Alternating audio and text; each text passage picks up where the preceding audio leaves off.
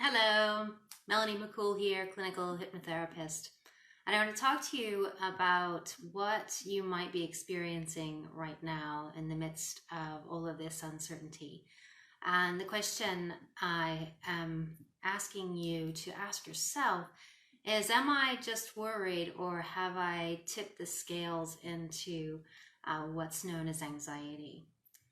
So let's discuss what the difference is. Really, worry is in the mind only. Worry is a natural response to humans to maybe uncertainties in their environment or something that has gone wrong. And this is a natural, normal response for us to think about what is happening so that we can come up with solutions. Right? So worry is a perfectly natural, normal thing. And in fact, it kind of calms the mind because you are going into a mode of solution-oriented thinking, hopefully. So worry is only a problem if it becomes kind of obsessive, where you're going over and over the same information over and over again, and you aren't necessarily looking to a solution. Instead, you're dwelling in the what ifs and letting those what ifs build up. So if you are finding that you are circling around and around this information and living in worry, then I would ask that you sit down and write down what you're worried about and push yourself to look at things differently, or at least come up with solutions that can help you to move through your problem, whatever it is, if that's possible in what you're dealing with. At the very least, write it out. There's research that shows that when we write things out, when we are actively thinking in solution-oriented ways, that we can bring that stress, which is the next step, down in our bodies. So let's get to the next step. So we talk about worry. Worry's in the mind, and it's essentially, we are all stressed right now, right? Well, what is stress? Stress is the physiological response to whatever the circumstance is, right? So stress is what's going on in your body, and it is also perfectly natural. You may experience stress from any number of things in your normal life. Maybe it's a rough job that you had to work, or a stressful relationship, or financial worries. All of those things may have caused stress. And stress is essentially a kind of fight or flight response in the body. You got the adrenaline pumping, the cortisol goes through the roof. Literally, your pupils dilate, even your blood sugar goes up. All kinds of things happen as a stress response. But a stress response normally will cycle through and come back down too when the stressor is gone. Now, unfortunately, right now we're in a situation where we have absolutely no idea when this stressor will be gone. And that leads to something we call chronic stress. And chronic stress has been absolutely linked to all sorts of issues: stomach issues, heart disease, all kinds of chronic disease like autoimmune conditions, etc. And so that's why it's of utmost importance for us to dump that stress on a daily basis, or perhaps even on an hour-to-hour basis, okay? Because that chronic stress that we may well find ourselves under right now is something that can lead to what we call anxiety. And people use the word anxiety all the time.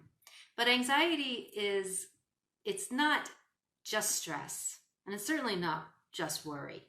Okay, so anxiety brings both together. It brings together this mind and the body. But the difference with anxiety is that essentially it's like a false alarm. So it might happen when, say, you go to work, or you walk into the house and somebody gives you kind of a off look, and you automatically jump to this worry in the mind, these thoughts start to spin that cause your stress response to go into action. So your fight or flight goes into action. So your adrenaline starts pumping, your heart's going through the roof, you've got hot flashes, you might even feel dizzy, all of this, and nothing has actually happened in your environment. Now that is anxiety. Okay, so anxiety is like a false alarm, and it can happen all on its own. Your body can literally just pull it out of thin air if you've been chronically stressed for some time, or it can happen in response to a simple thought.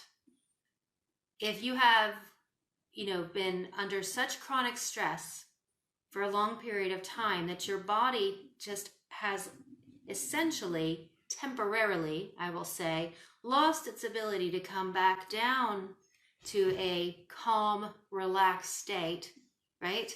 Then you'll experience anxiety from a thought. And so you might think, and this is where the term social anxiety comes to mind, right? So you've got this stress response in response to actually nothing. Or just thinking about looking at your bank balance will give you this whole physiological response in your body. That's actually anxiety, okay? So I wanted to clarify, because people do overuse this word, but at the same time, it's incredibly debilitating. People who experience anxiety, some people don't even know why they experience it in the first place. It just takes them over, and they end up, perhaps with a phobia of driving or flying or any number of things. Or worse, they end up agoraphobic and stuck in their homes. It just takes them over. So the understanding the difference in your life right now may be of utmost importance. So if you're just in the phase of worry, well, then you're probably an adult who's coping with the uncertainty of what we're all dealing with, right? And as long as you remain in a calm state, a relaxed state, so that you're conserving your energy now in case real crisis actually happens, right? So keeping your mind functioning at its highest level possible by keeping your mind and body in its best possible health. And you do that by acknowledging the real stress that we're under, but also dumping that stress. So stress management is going to be of utmost importance here, now, for all of us. It's non-negotiable, okay? And then hopefully you won't ever have to deal with that anxiety stuff, because anxiety is the number one leading cause of depression worldwide, according to the World Health Organization.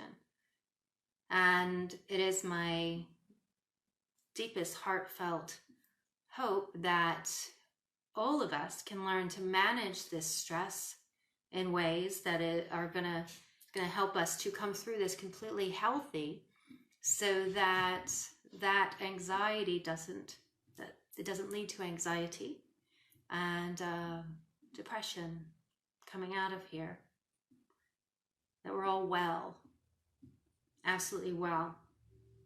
So I just wanted to give you a few symptoms of what, chronic stress, and then the essentially when the nervous system stops functioning well, what that can look like, so that if you already have tipped yourself over to anxiety, then you can seek help. And hypnotherapy has been proven extremely effective for anxiety. You can Google that and then connect with me on that. But symptoms of anxiety in the body. So remember, worry is in the mind. Stress is physiological. Anxiety is going to be both.